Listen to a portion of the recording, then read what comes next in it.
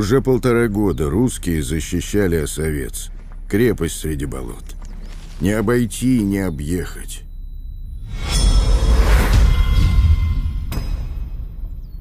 Крепость была для немцев как кость в горле. С самого начала войны они не оставляли попыток взять ее. Обстрелы сменялись штурмами, штурмы обстрелами, но крепость стояла. В августе 15-го немцы готовились штурмовать Осовец в последний раз. Огонь!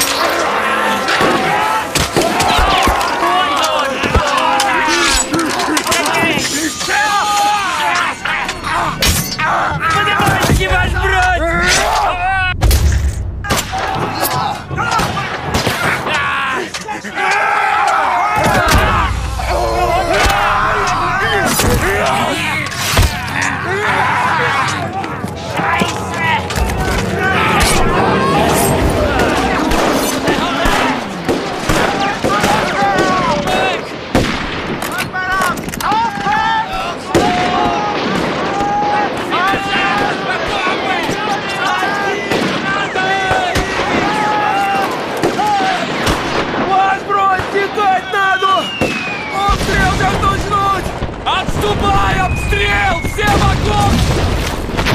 Отходим, хлопцы!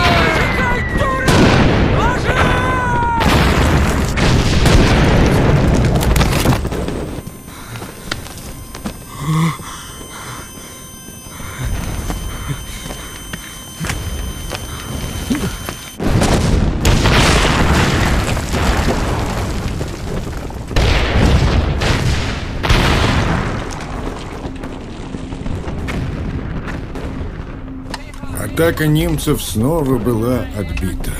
Для решающего штурма командование выдвинуло к Осовцу 11-ю дивизию Ландвера, немецкого ополчения. Отделение. Строится получать газовые маски. Пошевеливайтесь. Бегом. Спасибо, Герхаузер. Вы очень помогли нам. Отдохните, пообедайте. Повар, покормите Герхаузера. А мы пока разгрузим машину. Начинайте разгрузку. Пошевеливайтесь.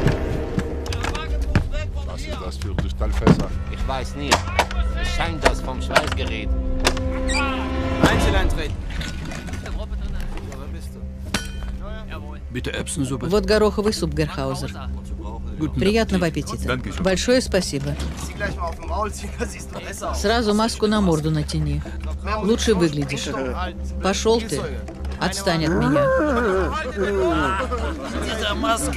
В этой маске ты напоминаешь мне моего дядю Вилли. У него тоже не разберешь, где голова, а где задница. Это он просто брови сбрил.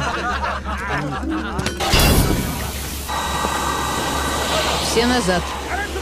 Эмиссар Красного Креста Герхаузер не знал, что вместе с медикаментами и защитными масками он доставил на позиции баллоны с ядовитым газом.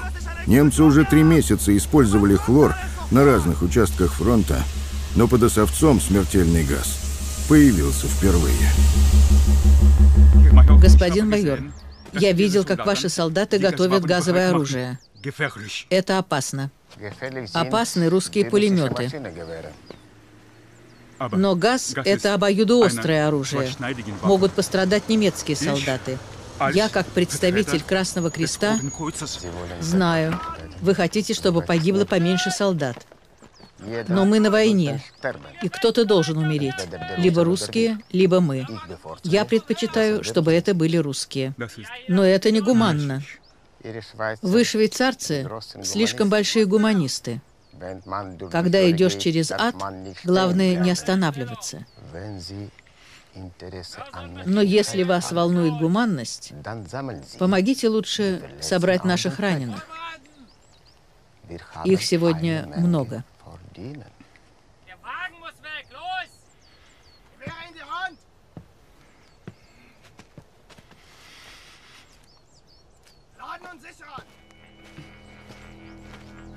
Немецкий майор был прав. Обе стороны несли большие потери. Десятки тел оставались лежать на поле перед крепостью после каждой атаки. Поэтому время от времени стороны заключали короткое перемирие, чтобы под покровом темноты похоронные команды могли собрать раненых и предать земле погибших.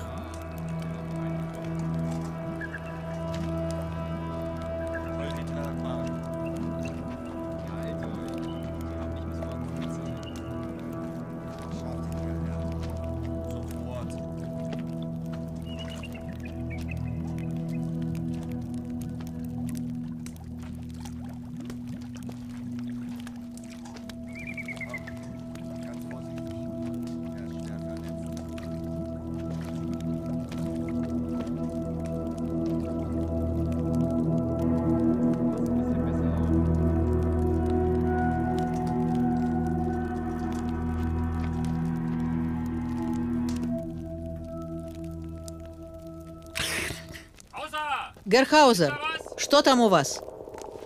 Ничего. Бросайте вы их, идите греться к костру. Сейчас по ночам холодно.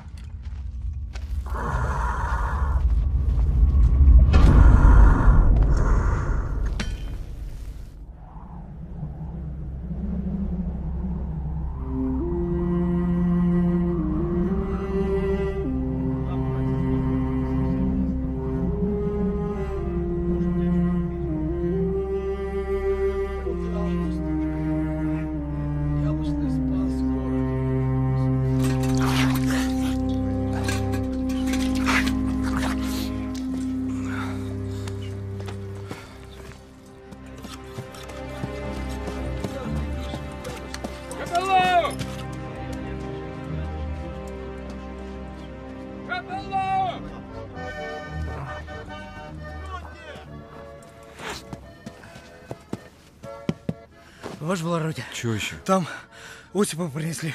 Вроде живой.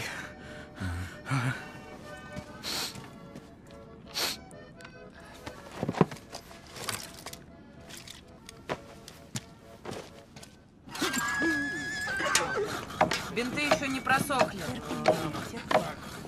Вера, бинтуй его. Осип, где? Архип. Живой. Брось. Лежи, лежи. Пойдем, брат. Ты, Осипов, мне жизнь спас.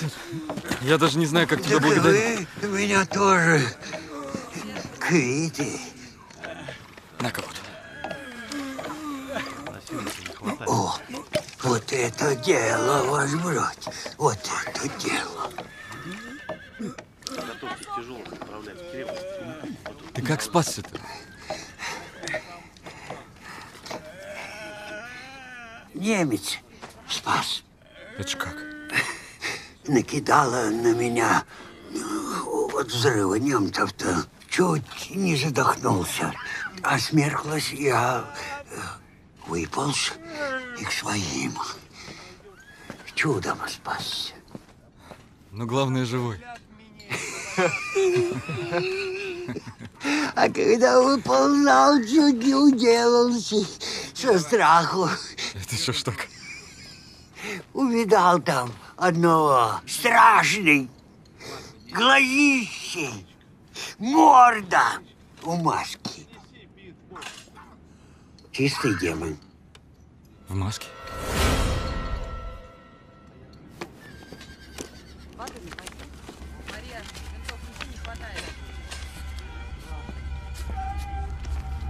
Похоже?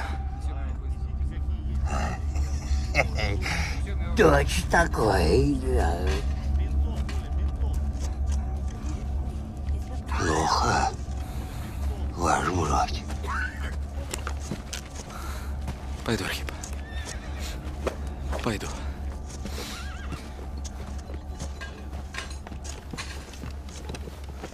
Ваш брат. Фуражка. Подпоручик Котлинский с отличием окончил военно-топографическое училище. Он внимательно следил за сводками с фронтов. Появление газовых масок на немецких позициях могло означать только одно — газовую атаку. Ветрогон, зараза, пыль нагнал. А что, братец, ветер переменился? Да западный шалит, ваш брат. Да у меня приказ. Не дам я им ни одного пайка! Что, я сам его выдумав? Уйди, я сказал! Куда я пойду? Приказ исполнять надо. Что тут у вас? Тут такое дело. Паёк прислали на всю роту. А на погибших хотят обратно забрать. Вот что. Собери ко мне всех здесь. Слушаюсь. А как же паёк? Да погоди ты с пайком своим. Тут дела поважнее. Что может быть важнее пайка? Оставь весь паёк в роте под мою ответственность. Есть? Пойдем со мной.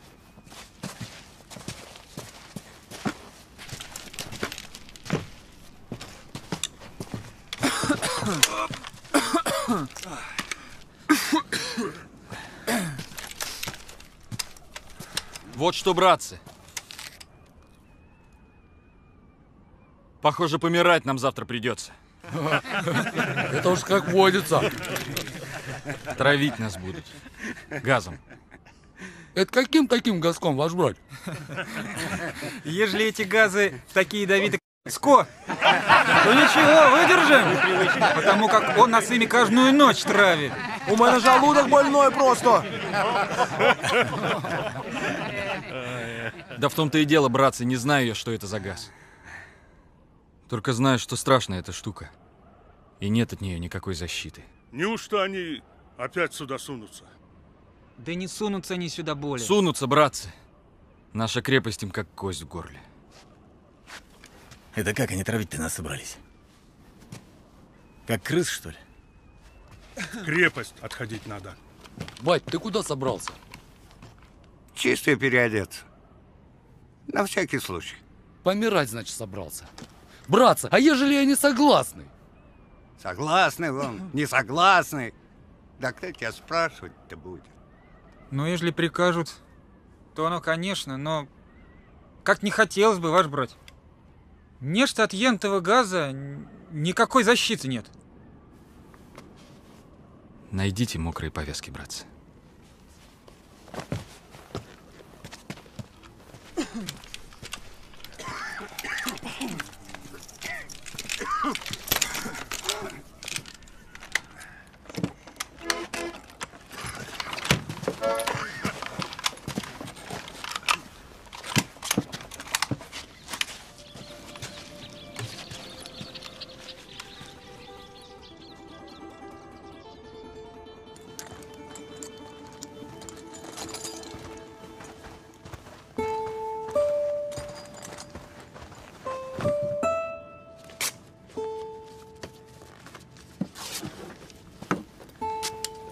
Держи, братец, не дарю.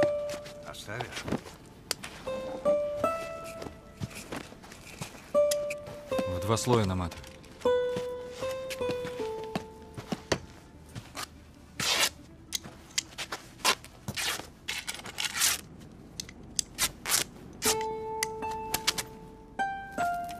Плотнее делай. Хорошо.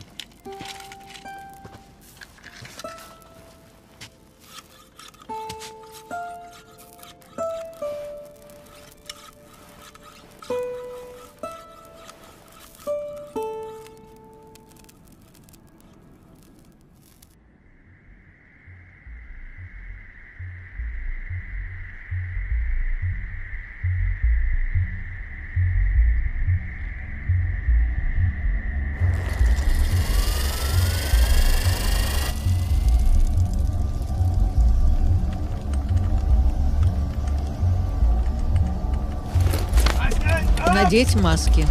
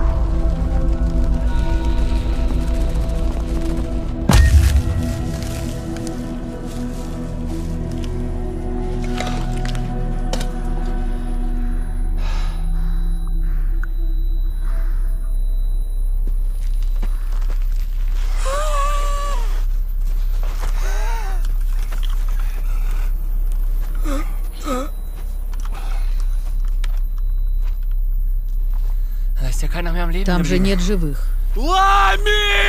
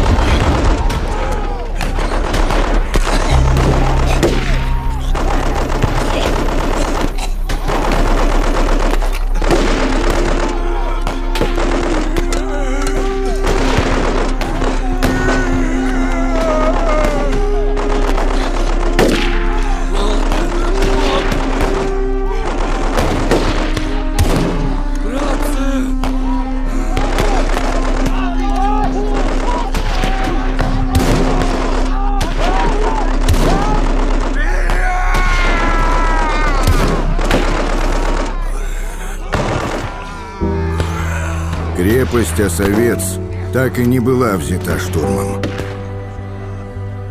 Русские оставили ее несколько недель спустя, когда обстановка на фронте сделала оборону бессмысленной.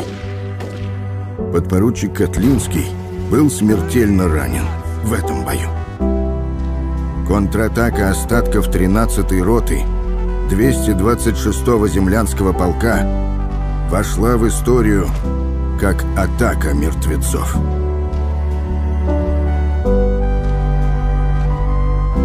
Лишь через 10 лет химическое оружие было запрещено Женевским протоколом. А еще через 3 года создатель химического оружия Фриц Габер получил Нобелевскую премию. Ваш брось, дозвольте в бинокль вашу глянуть, а то завтра я помру, так не погляжу. Держи. Благодарствуйте.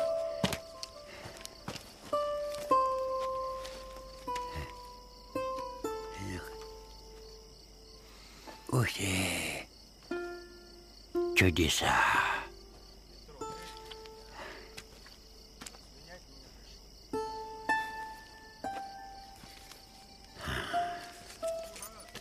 Архип, как думаешь, умирать страшно? Так это как поглядеть, ваш брось. Ну вот бинокль ваша. Так, глядишь, вроде близко она смерть. Ой, страшно ее. А поворотишь, вроде и далеко она. Не боязно? Чего ее маленькую такую бояться?